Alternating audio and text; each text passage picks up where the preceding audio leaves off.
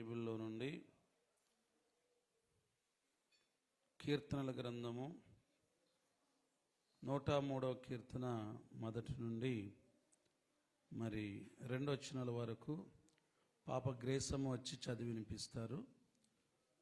రెండమ్మా పాప గ్రేసమ్మ వచ్చి వాక్య పఠనాన్ని చదివి వినిపిస్తారు. కీర్తనల గ్రంథము 103వ కీర్తన మొదటి నుండి 2 వచనాల వరకు.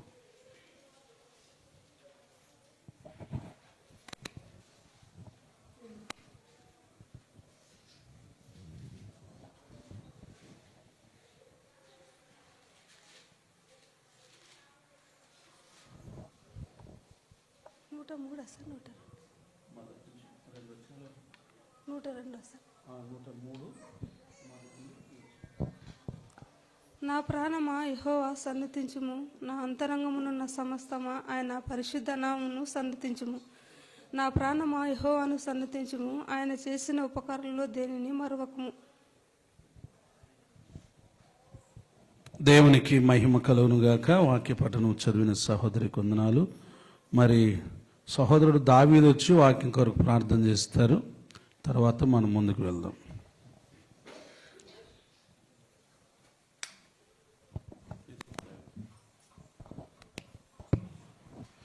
పరిశుద్ధుడా, ప్రేమ కలిగిన తండ్రి, కృప కలిగిన నాన్న, నీకే స్తోత్రములు, వందనాలు, కృతజ్ఞత స్తోత్రములు.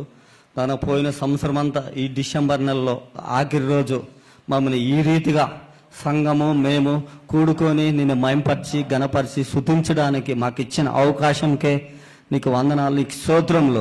నానా, మా పట్ల నీ చిత్తం ఏమై ఉన్నదో అది జరిగించడానికి కృపను చూపించండి తండ్రి. నీకు వందనాలు, నీకు స్తోత్రములు. అబ్రహాము, ఇస్సాకు, యాకోబుల దేవా నీకే స్తోత్రములు. మా పట్ల నానా, మా దీనుల పట్ల నువ్వు చూపించిన కృపకై నీకు వందనాలు. నానా, మా పట్ల నువ్వు దీనులుగా మేము బతుకుతుండగా పరలోకం నుంచి మా కొరకు వచ్చిన గొప్ప దేవా నీకే స్తోత్రములు.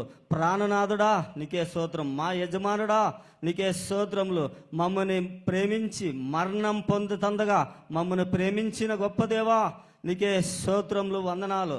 మాకు ఇప్పుడు ఏది కావాలో మీరు కుమారుని ద్వారా సూటిగా మాట్లాడి మహిమ పొందండి తండ్రి. నీకు వందనాలు, నీకు స్తోత్రములు. నజరేయుడైన యేసు క్రీస్తు నామమున ప్రార్థన చేసి అడిగి వేడుకుంటున్నాం పరమ తండ్రి, ఆమెన్. దేవునికి మహిమ కలుగునుగాక. హల్లెలూయా. మరలా చెప్తాం, హల్లెలూయా. ప్రభునందు ప్రియ దేవునులారా, ఎక్కడ 2-3 నా నామమున కూడి ఉంటారో వారి మధ్యలో నేను ఉంటానని దేవుడు సెలవిచ్చాడు.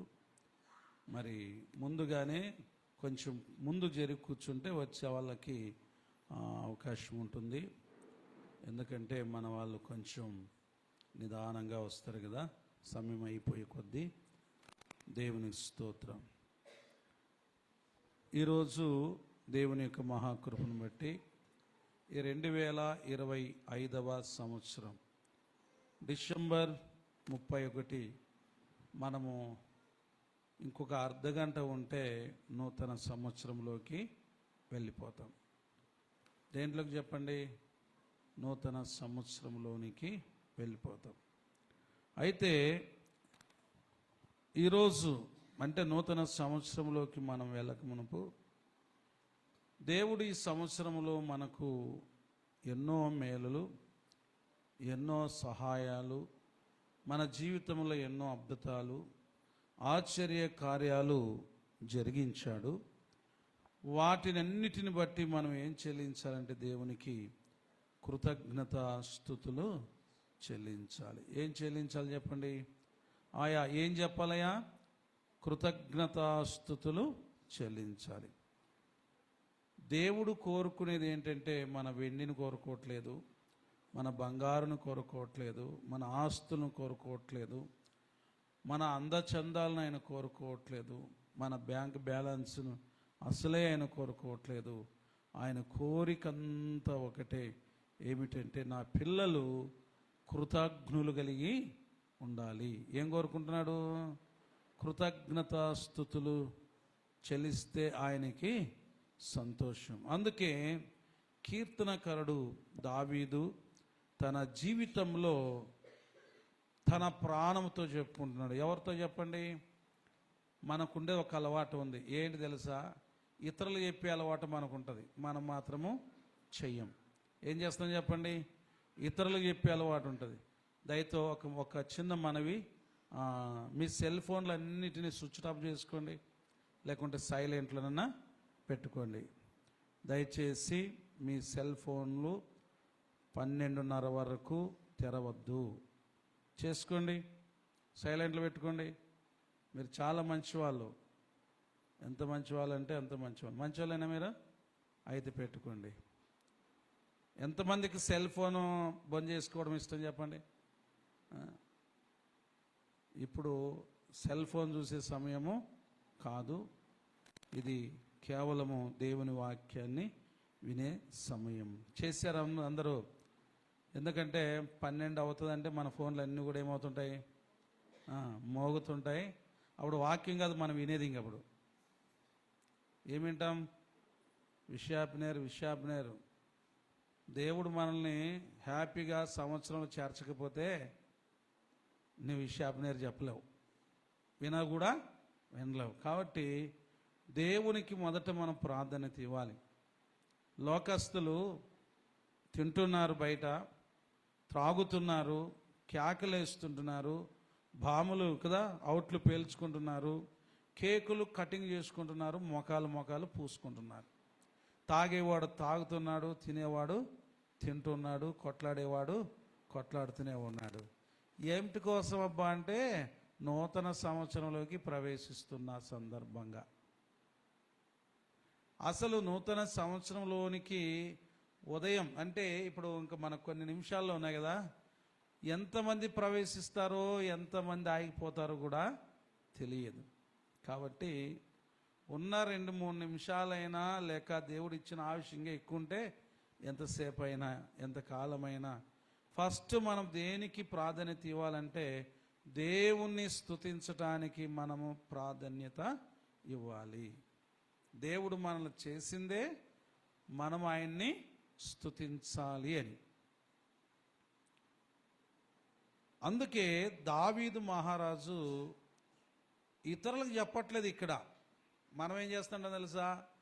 ఇతరులకు చెప్తుంటాం, బాగా చెప్తుంటాం, మనం మాత్రం చేయం. అవునా లేదా? వనిసం మనందరం ఏం చేస్తుంటాం? ఎక్కువ చెప్తూ ఉంటాం కానీ చెయ్యం. కానీ దావీదు ఏమంటున్నాడంటే, నా ప్రాణమా, ఎవరితో చెప్పుకుంటున్నాడు? నా ప్రాణమా అనండి. నా ప్రాణమా యెహోవాను సన్నుతించుము. పలికినారు అందరూ? పలికినారా? మరొకసారి అందరూ స్వరమెత్తి, నా ప్రాణమా యెహోవాను సన్నుతించుము, నా అంతరంగమునున్న సమస్తమా ఆయన పరిశుద్ధ నామమును సన్నుతించుము. నా ప్రాణమా యెహోవాను సన్నుతించుము, ఆయన చేసిన ఉపకారములలో దేనిని మరువకుము. ఎవరితో చెప్పుకున్నారు ఇప్పుడు? మీరు చెప్పారయ్యా, మేము పలికామంటారా? మన స్వభావం అటువంటిది. నువ్వు పలికిచ్చావు, మేము పలికాం అంటారు చాలామంది. కానీ దావీదు తన ప్రాణముతో చెప్పుకుంటున్నాడు, నా ప్రాణమా యెహోవాను సన్నుతించుము. ఎందుకు సన్నుతించాలి ప్రాణము అంటే, ఆయన చేసిన ఉపకారాలలో దేనిని కూడా మరవద్దు. ఆయన ఉపకారాలు మన జీవితంలో ఈ 2025 సంవత్సరం అంటే ఈ 12 నెలలు మనల్ని కాపాడిన దేవుడు, మనల్ని పోషించిన దేవుడు, మనల్ని సంరక్షించిన దేవుడు, మనల్ని బ్రతికించిన దేవునికి మనం కృతజ్ఞతాస్తుతులు చెల్లించాలి. ఏం చెల్లించాలి? కృతజ్ఞతాస్తుతులు చెల్లించాలి. అది దేవుని చిత్తము అని వాక్యము వ్రాయబడింది. కృతజ్ఞత స్తుతులు చెల్లించటం ఏం చెప్పండి? దేవుని చిత్తం. బాలరాజు ఉందన్నమాట. దేవుని చిత్తం. ఏం చేయడము? విషాపనేరు చెప్పుకోవడమా, లేకుంటే అలా కోటేసుకోవడమా? అదిగా దేవుని చిత్తం. ఏంటంటే దేవుడు చేసిన మేలను కృతజ్ఞత పూర్వకంగా ఆయన సన్నిధిలో ఆయన్ని స్తుతించటం. కాబట్టి ఈ రాత్రి ఈ సంవత్సరం అంతా కూడా కాపాడిన దేవునికి మనం ఏం చెల్లించాలంటే కృతజ్ఞతాస్తుతులు చెల్లిద్దాం. పరిశుద్ధ గ్రంథం బైబిల్లో మనకేం తెలియజేస్తుందో మొదటిగా వాక్య భాగాన్ని మనం చదువుకున్నాం. మొదట దినవృత్తాంతముల గ్రంథం, పరిశుద్ధ గ్రంథం బైబిల్లో నుండి మొదట దినవృత్తాంతముల గ్రంథము 16వ అధ్యాయము 7-8 వచనాలు చదువుకుందాం. మొదట దినవృత్తాంతముల గ్రంథము 16వ అధ్యాయం 7-8. ఆ దినమందు యెహోవాను స్తుతి చేయు విచారణను ఏర్పరిచి దావీదు ఆసాపు చేతికిని వారి బంధువుల చేతికిని దానిని అప్పగించెను. ఆ స్తుతి విధమేదనగా యెహోవాకు కృతజ్ఞతాస్తుతులు చెల్లించుడి, ఆయన నామమును ప్రకటన చేయుడి. చప్పట్లు కొట్టి దేవుణ్ణి స్తుతిద్దాం. ప్రియమైన సహోదరి సహోదరులారా, దావీదు అంటున్నాడు, నా ప్రాణమ యెహోవాను సన్నుతించుము. తన పెదాలతో చెప్పుకోవట్లేదు, హృదయపూర్వకంగా ఈ మాట చెప్తున్నాడు. ఎందుకంటే దేవుణ్ణి స్తుతించుట మంచిది. ఏం చెప్పండి? ఏం చేయటం మంచిది? దేవుణ్ణి స్తుతించుట మంచిది. ప్రియమైన సహోదరి సహోదరులారా, పరలోకములో ఒక ఆరాధన కోయర్ పార్టీ అనొచ్చు, ఆరాధన చేసే ఒక గుంపు. పరలోకములో అన్నిటికంటే ముఖ్యమైన గుంపు ఏంటి తెలుసా? ఆరాధించే గుంపు. ఉందా బైబిల్లో? ఆరాధించే గుంపు. ఎప్పుడు ఆ గుంపు ఏమని ఆరాధిస్తుంది? పరిశుద్ధుడు పరిశుద్ధుడు పరిశుద్ధుడు పరిశుద్ధుడని. ఎవరిని ఆరాధిస్తున్నారు? దేవుణ్ణి ఆరాధిస్తున్నారు. అందుకే ఇక్కడ దావీదు మహారాజు అన్య జనుల్లో ఉంటున్న మందసనాన్ని తీసుకొని తన గ్రామానికి వచ్చిన తర్వాత అతడు ఆరాధన చేయుట కొరకై ఎవరిని ఏర్పాటు చేశాడంటే ఆ యొక్క ఇశ్రాయేలు మధ్యలో ఆసాపును ఏర్పాటు చేశాడు. ఆసాపును లీడర్గా పెట్టాడు. ఒక మంచి ఆరాధన చేసే ఒక గుంపును ఏర్పాటు చేశారు. ఎందుకు? కానుకలు వసూలు చేసే గుంపును ఏర్పాటు చేయలేదు, లేక లోకంలో రకరకాల పనులు చేయడానికి గుంపును ఏర్పాటు చేయలేదు, కానీ ఆరాధన చేసే గుంపు. ఏ గుంపు అయ్యా చెప్పండి? ఆరాధన చేసే గుంపు. ఎందుకు ఆరాధన చేయాలి? ఎందుకు కృతజ్ఞతాస్తుతులు చెల్లించాలి? అందుకే ఆయన చేసిన ఉపకారాలలో దేనిని కానీ మనం ఎలా ఉంటామంటే, కన్య మరువదు ఆభరణం, వధువు మరువదు వడ్డానం, లెక్కలేని దినములెన్నో నిన్ను మరచిరి నీదు జనులు, నిన్ను మరచిరి నీదు జనులు. ఏమంట? మనం మాత్రము ఎన్నోసార్లు ఆయన్ని మర్చిపోతాం. ప్లేట్లో అన్నం వేసుకుంటాం, తినేస్తాం అంతే. ఎంతమంది తింటున్నారు అట్లా? ప్లేట్లో అన్నం వేసుకునేది ప్లేటే, తినేదే. ఈ అన్నము దేవుడు ఇచ్చాడు కదా, ఈ అన్నానికి నేను కృతజ్ఞతాస్తుతులు చెల్లించాలి కదా అనే ఒక ఆలోచన నేటి క్రైస్తవ కుటుంబాల్లో అరుదుగా కనబడుతుంది. ఇష్టపూర్వకంగా దేవుణ్ణి ఆరాధించాలి.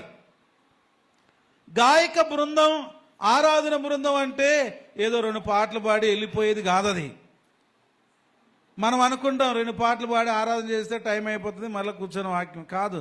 ఆ ఆరాధన దేవుని సన్నిధిలో మనము చేస్తున్నాం. ఎక్కడ చేస్తున్నాం చెప్పండి? ఆరాధించే వాళ్ళని దేవుడు కోరుకుంటాడు. కృతజ్ఞతాస్తుతులు చెల్లించే వారిని దేవుడు కోరుకుంటున్నాడు. ఈ సంవత్సరం అంతా కూడా ఇదిగో దేవుడు మనల్ని కాపాడాడు. ఇశ్రాయేలును కాపాడువాడు కునకడు, నిద్రపోకుండా, ఏ అపాయము రాకుండా మనల్ని కాపాడాడు గనక మనం ఏం చేయాలి చెప్పండి? చూడండి 8వ వచనంలో ఈ విధంగా రాయబడింది, యెహోవాకు కృతజ్ఞతాస్తుతులు చెల్లించుడి. ఏం చేయాలి? ఆయన నామమును ప్రకటన చేయడి, ఆయన కార్యములను జనులలో తెలియజేయడి, ఆయన గూర్చి పాడుడి, ఆయనను కీర్తించుడి, ఆయన అద్భుత క్రియలన్నిటిని గురించి సంభాషణ చేయడి. చాలు. నీ జీవితంలో దేవుడు చేసిన మేల నిమిత్తమై 1-2 నిమిషాలు సాక్షి చెప్పమంటే ఏం చేయలేదు మనము? ఆయన మన జీవితంలో ఎన్నో కార్యాలు చేశాడు. అవి ప్రజల్లో ఏం చేయాలంట? తెలియజేయాలి. ఎన్నో అద్భుత క్రియలు మన జీవితంలో చేశాడు. ఆయన గురించి సంభాషణ చేయాలి. నా దేవుడు నా జీవితంలో ఈ సంవత్సరం ఈ కార్యం చేశాడు, నా దేవుడు నా జీవితంలో మా కుటుంబంలో ఈ అద్భుతం చేశాడు. ఏం చేయాలి? సంఘంలో సాక్ష్య రూపకంగా ప్రకటన చేయాలి. కృతజ్ఞత పూర్వకంగా ఆయన్ని స్తుతించాలి. ప్రియమైన దేవులారా, దేవుడు చేసిన మేలను మర్చిపోయి 2026లో ప్రవేశిస్తే ఏం సుఖం చెప్పండి? కాబట్టి మనం ఏం చెల్లించాలి? వాళ్ళు ఒక బ్యాచ్ని ఏర్పాటు చేశారు, ఆరాధన చేసే వారినిగా ఏర్పాటు చేశారు. వాళ్ళు దేవుని స్తుతిస్తూ ఉండాలని దావీదు కోరుకున్నాడు. చూడండి, కీర్తనల గ్రంథం, పరిశుద్ధ గ్రంథం, బైబిల్లో నుండి కీర్తనల గ్రంథము, దేవుని వాక్యాన్ని మనము చూద్దాం. 50వ కీర్తన, 50వ కీర్తన, పరిశుద్ధ గ్రంథం బైబిల్లో నుండి 50వ కీర్తన 13, 14, 15 వచనాలు చదువుకున్నాం.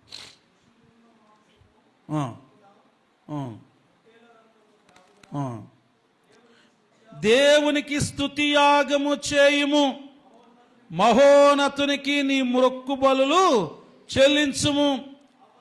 ఆపత్కాలమున నీవు నన్ను గూర్చి మొరపెట్టుము, నేను నిన్ను విడిపించెదను, నీవు నన్ను మహిమపరిచెదవు. చప్పట్లు కొట్టి దేవుని స్తుతిద్దాం. హల్లెలూయా. ప్రియమైన దేవుడులారా, ఇక్కడ స్వయాన ఎవరు మాట్లాడుతున్నారంటే పరిశుద్ధాత్మ ద్వారా ప్రియమైన సహోదరుల ఆసాపులో అతడు మంచి ఆరాధికుడు, అందుకే వాళ్ళని ఆరాధికులుగా ఏర్పాటు చేశారు. వారు మంచి గాయకులు, మంచిగా పాటలు పాడేవారు. అలాంటి గొప్ప ఆరాధకునిలో నుండి పరిశుద్ధాత్మ దేవుడు ఏం మాట్లాడుతున్నాడంటే 7వ వచనం, నా జనులారా నేను మాట్లాడబోతున్నాను ఆలకించుడి అని చెప్తున్నాడు. ఏం చేయాలంట? ఆయన జనులం మనం, ఆయన ప్రజలం మనం, ఆయన మేపు గొర్రెలం మనం. ఏం మాట్లాడుతున్నాడంటే పట్టణంలో ఆపత్కాల కదా బలత్కార కలహములు జరుగుట నేను చూస్తున్నాను.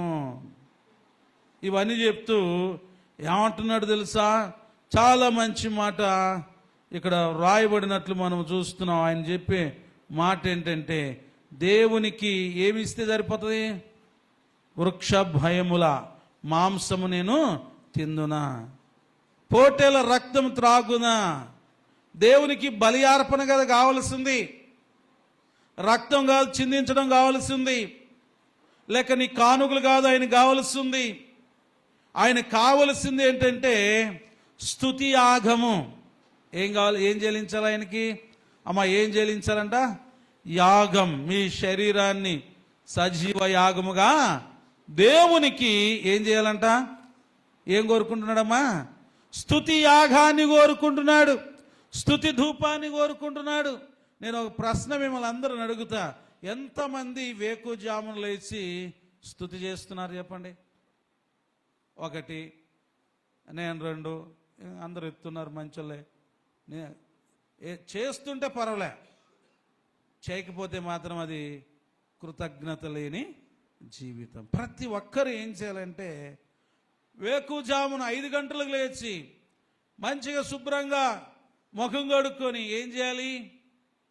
దేవుని వైపు 2 చేతులు ఎత్తి, దేవా ఈ దినాన్ని నువ్వు మాకు ఇచ్చావయ్యా అని మనం ఏం చేయాలి చెప్పండి?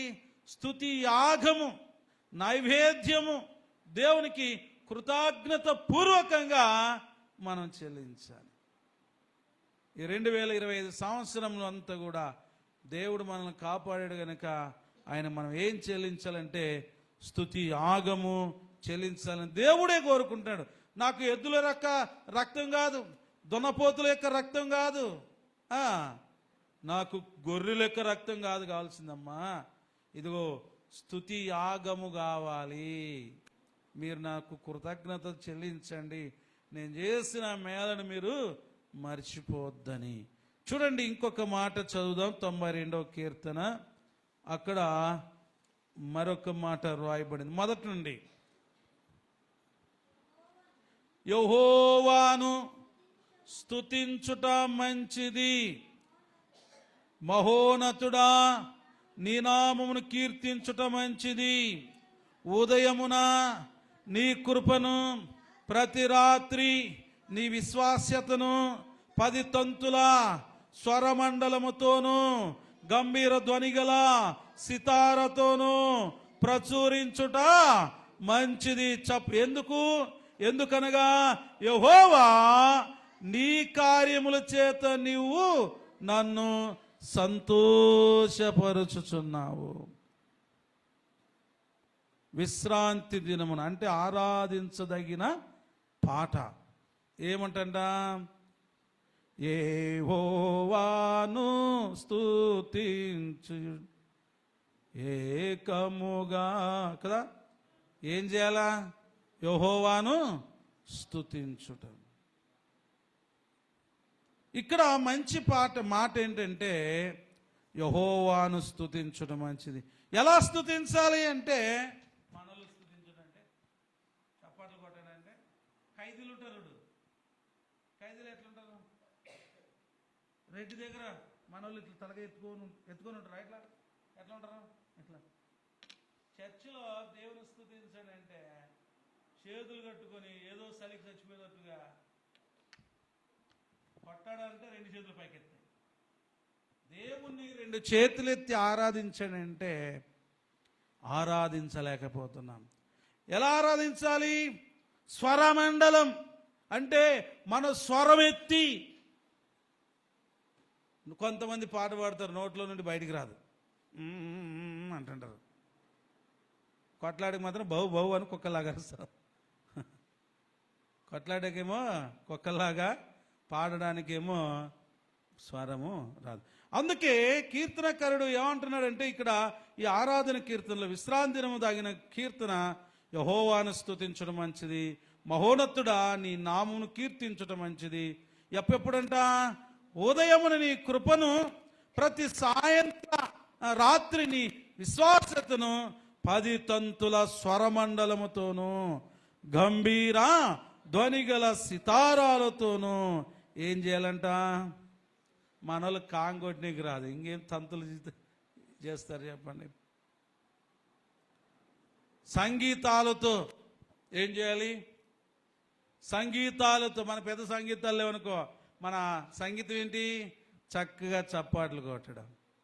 చప్పాట్లు కొడితే ఏళ్ళు ఎక్కడ ఇరిగిపోతాయనో, అమ్మా అమ్మా. ఎలా? కొట్లా కొడుతున్నారు. ఎవరినైనా కొట్టాలంటే మాత్రము పటా పటా పటా అని కొడతాం. ప్రియమైన దేవులారా, దేవుణ్ణి ఆరాధించటంలో ఒక గ్రూపుగా ఆరాధించాలి.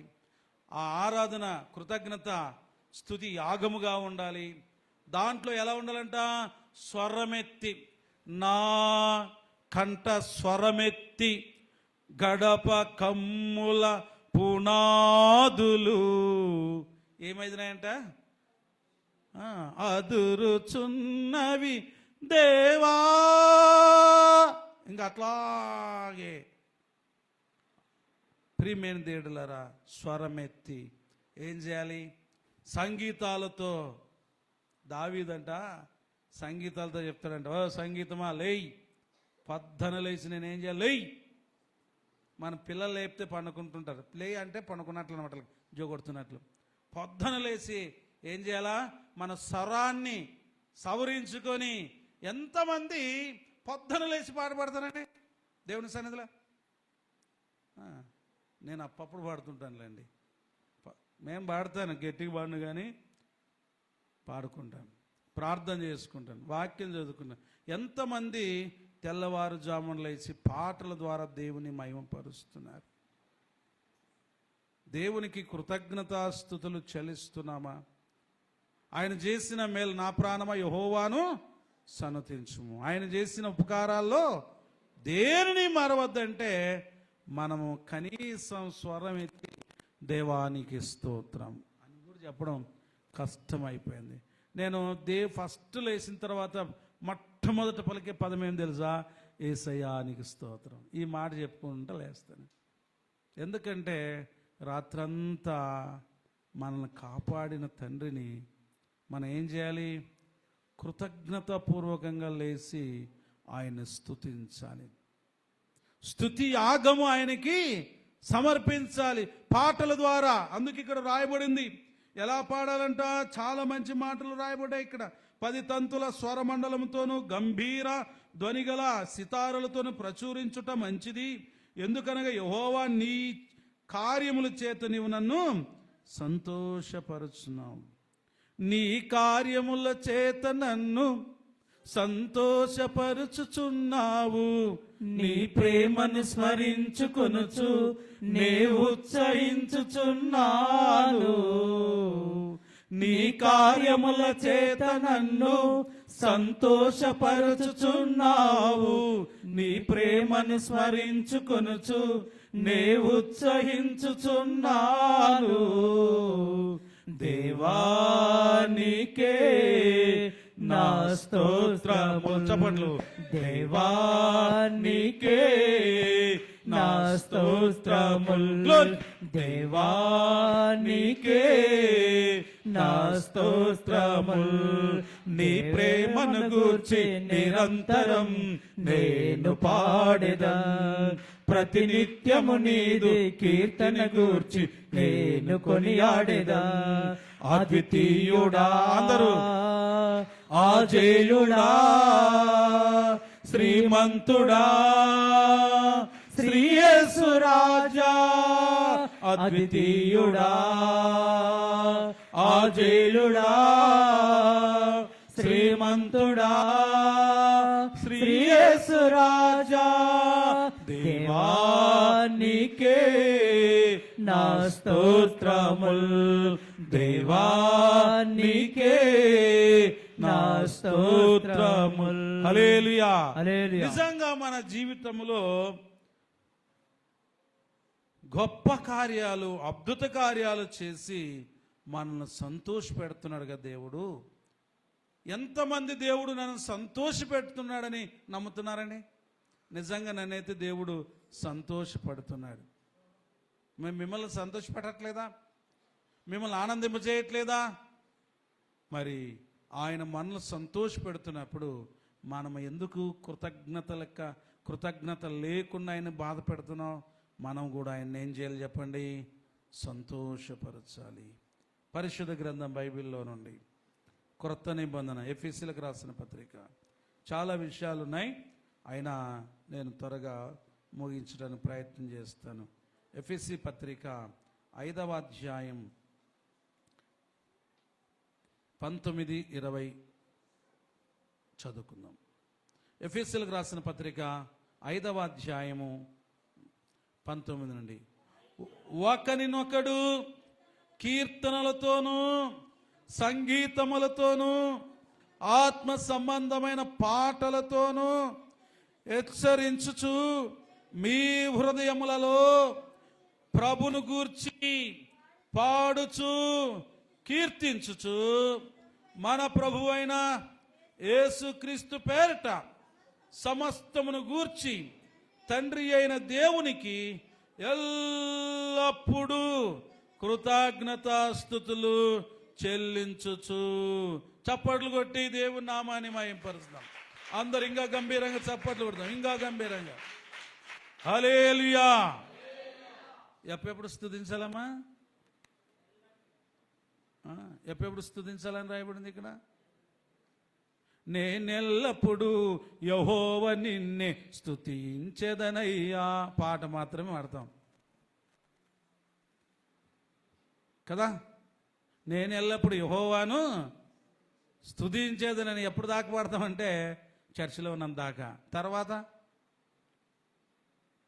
తర్వాత ఏం చేస్తున్నాం మనము? మన పనులు అంతా కూడా మనకిష్టం వచ్చినట్లు సమయాన్ని కేటాయిస్తాం. అన్నిటికీ సమయం ఉంది, కానీ దేవుని స్తుతించడానికి ఏం లేదు మనకు. అందుకే ఇక్కడ అపోస్తలుడైన పౌలు ఎఫెసీ సంఘంలో ఉంటున్న విశ్వాసులతో ఏమంటాడంటే, మీరు ఒకరినొకడు ఏం చేసుకోవాలంట? కీర్తనలతోనూ సంగీతములతోనూ ఆత్మ సంబంధమైన పాటలతోనూ హెచ్చరించుచు మీ హృదయాలలో ఏం చేయాలి?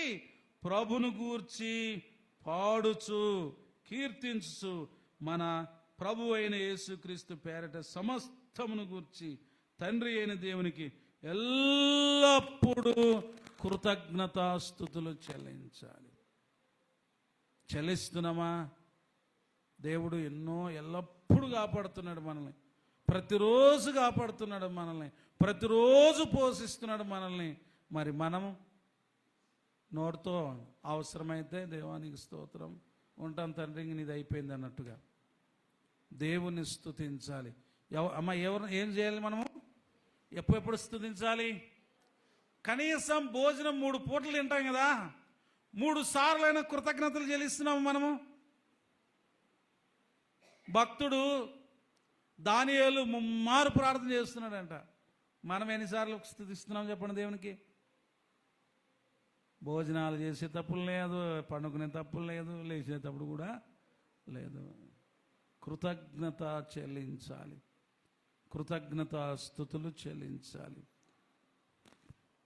ఎల్లప్పుడూ ఏం చేయాలి చెప్పండి? దేవుని స్తుతిస్తున్నావా, లేక దేవుని మర్చిపోయి నీకు ఇష్టం వచ్చినట్లు జీవిస్తున్నావా? ఒక్కసారి ఆలోచించి. ఫిలిప్పీలకు రాసిన పత్రిక 4వ అధ్యాయం 6వ వచనం. ఫిలిప్పీలకు రాసిన పత్రిక 4:6 వచనం. ఏమంట అమ్మా? దేనిని గూర్చియు ఏం పడదంట? చింతలేదిక యేసు పుట్టెను వింతగను బెత్లెహేమందునా, చెంత చేరగరండి సర్వజనంగమా సంతసమందుమా. ఏమంట? దేన్ని గూర్చి ఏం చేయకూడదంట?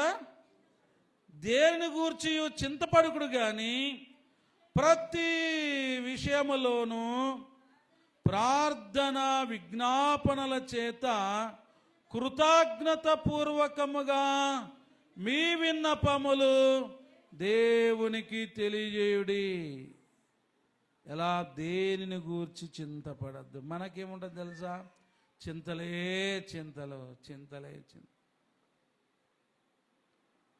ఎంత మంచి దేవుడవేసయ్యా, ఎంత మంచి దేవుడవేసయ్యా, నా చింతలన్నీ తీరేనయ్యా నిన్ను చేరగా. ఎంత మంచి దేవుడవేసయ్యా, నా చింతలన్నీ తీరేనయ్యా నిన్ను చేరగా. ఎంత మంచి దేవుడవేసయ్యా. ఘోర పాపినైనా నేను దూరంగా పారిపోగా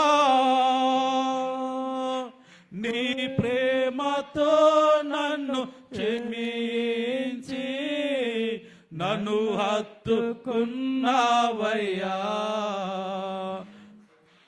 నీ ప్రేమతో నన్ను క్షమించి నన్ను హత్తుకున్నావయ్యా.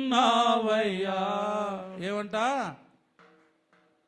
మనం పాపం చేతును అపరాధం చేతును చచ్చిన వారమై దేవుడు దూరంగా ఉండగా ఆయనే మనల్ని ప్రేమించి మన హక్కును చేర్చుకొని కౌగిలించుకొని ముద్దాడి మన పాపములన్నిటి క్షమించి మన చింతలన్నీ తీర్చే ఆయన ఉండగా మనం ఏం చేస్తాం తెలుసా? ఏం మాకంటే ఏం చేస్తామో అన్ని చింతలే అంట. ఏమంట మనకి చింత. దేవుడు అంటాడు చింత యావత్తు లేదు ప్రభువా నేనే మోసుకుంటానంట మనం. కాబట్టి ఇక్కడ రాయబడిన మాట దేని గూర్చి చింతపడకుడు కానీ ఏం చేయాలంట? ప్రతి విషయములోనూ ప్రార్థన విజ్ఞాపన చేత కృతజ్ఞత పూర్వకంగా మన విన్నపాలు మన ప్రార్థన ఎలా ఉండాలి? కృతజ్ఞత పూర్వకంగా దేవుని స్తుతించేవారుగా ఉండాలని వాక్యము రాయబడింది. చూడండి కొలస్సీ పత్రికలో నేను త్వరగా పోతున్నాను. కొలస్సీ 3:17 వచ్చిన చదువుకున్నాం. కొలస్సీ 3:17. కొలస్సీ 3:17. మరియు మాట చేత గాని క్రియ చేత గాని మీరు ఏమి చేసినను ప్రభు అయిన యేసు ద్వారా తండ్రి అయిన దేవునికి కృతజ్ఞతాస్తుతులు చెల్లించుచు సమస్తమును ఆయన పేరట చేయండి. చప్పట్లు కొట్టి దేవుని స్తుతిద్దాం ఇంకా గంభీరముగా. హల్లెలూయా. మరలా చెప్తాం హల్లెలూయా. ఏం చేయాలంట? మరియు మీరు మాట చేత గాని క్రియ చేత గాని మరి ఏమి చేసినా ఎవరి పేరు చేయాలమ్మా? ఎవరి పేరు చేయాలమ్మా? ఇదిగో మా నాయన చచ్చిపోయాడు, మా నాయన జ్ఞాపకార్థ కూడా దినము ఇవ్వద్దు రండిగా బీదలకు బట్టలు. ఎవరి పేరట? ఎవరి పేరట ఇస్తున్నారు? చచ్చిన వాళ్ళ పేరట ఇస్తున్నారు. కానీ వాక్యం ఏం చెప్తుంది? మీరు భోజనం చేసినాను పానము చేసినాను. మనం ఏ పనైనా చేస్తున్నామంటే ఆ పని ద్వారా దేవునికి ఏం కలగాలి? మహిమ కలగాలి. కానీ మనం చేసే పనుల ద్వారా దేవునికి మహిమ కాదు కదా, ఆయనకి అవమానం తెస్తున్నాం. మనం చేసే ప్రతి పని కూడా దేవునికి ఏం కలుగుతుంది? అవమానము. మనం మీరు ఏమి చేసినాను ఏం చేయాలంట? కృతజ్ఞతాపూర్వకంగా. అమ్మా ఎలా ఉండాలి? కృతజ్ఞతాపూర్వకంగా మనం చేయాలి. దేవుడు మనకు చేసిన మేలలన్నిటిని తలపోసుకునొచ్చు ఆయన్ను స్తుతించాలి, ఆయన నామాన్ని గణపరచాలి. అందుకే కీర్తనకారుడు అంటాడు, నా ప్రాణమా యెహోవాను సన్నతించుము, ఆయన చేసిన ఉపకారములలో దేనిని. మొదటి తెస్సలోనిక పత్రిక 5:16-18 వచ్చిన చదువుకుందాం. మొదటి తెస్సలోనికి రాసిన పత్రిక 5:16-18. ఏమంట?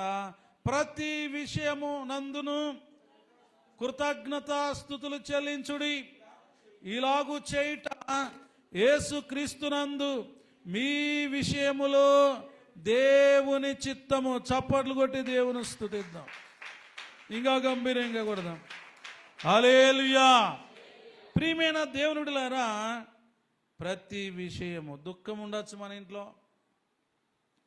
మనకి గొడవ పడినొచ్చు మన ఇంట్లో, నష్టం కలిగినొచ్చు మన ఇంట్లో, బాధ కలిగినవచ్చు మన ఇంట్లో, సుఖం కలిగినవచ్చు మన ఇంట్లో, అద్భుతం కలిగినవచ్చు మన ఇంట్లో. ఏమి జరిగినా ఏం చేయాలంట? కృతజ్ఞతాస్తుతులు చెల్లించాలి. మనం మేలు కలిగితే కాదు, కీడు కలిగిన కృతజ్ఞతాస్తుతులు చెల్లించాలి. నష్టం కలిగినను ఏం చేయాలంట? ప్రతి విషయములో ఏ పోయమన్నాడు? యెహోవా ఇచ్చాను, యెహోవా తీసుకుపోయాను, యెహోవా నామానికి ఏం కలగాలి? మహిమ కలగాలి. అందుకే సంతోషం కలిగిన దేవుని స్తోత్రమే, నష్టం కలిగిన కూడా ఏం చేయాలా? మనం ఏం చేయాలా? కృతజ్ఞతాస్తుతులు చెల్లించాలి. అందుకే ఈ 2025వ సంవత్సరం మన జీవితంలో ఎన్నో కార్యాలు, ఎన్నో అద్భుతాలు దేవుడు చేశాడు. మనం ఏం చెల్లించాలంటే కృతజ్ఞతాస్తుతులు చెల్లిద్దాం. దేవుడి మాటలు దీవించునుగాక. అందరూ ఒకసారి లేచి నిలబడదాం. అందరూ లేచి నిలబడదాం. అందరూ లేచి నిలబడదాం. అందరూ లేచి నిలబడదాం. మనందరం కూడా నూతన సంవత్సరంలో ప్రవేశించాం.